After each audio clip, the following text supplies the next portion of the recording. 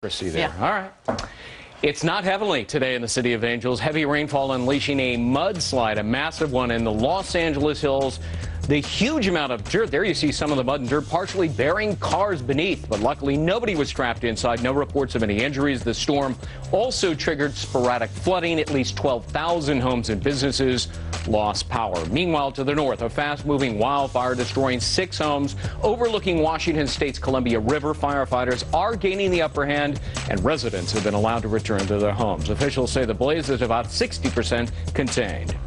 Well, an accident taking an elderly woman in a wheelchair along for a horrendous ride. Hard to believe. Police say a semi-truck was turning on a busy avenue. Suddenly, it hit the woman crossing the street. She was dragged about 60 feet before the driver finally stopped. She's recovering in the hospital while police continue to investigate.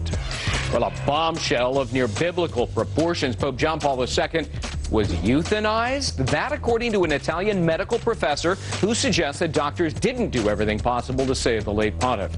Well, the Vatican firing back big time this week, saying his treatment was never interrupted. Anybody who says otherwise is mistaken. That's a quote. I don't think I've ever seen bears that close up before. Well, they're not your average bears. Mama, Papa, baby bear.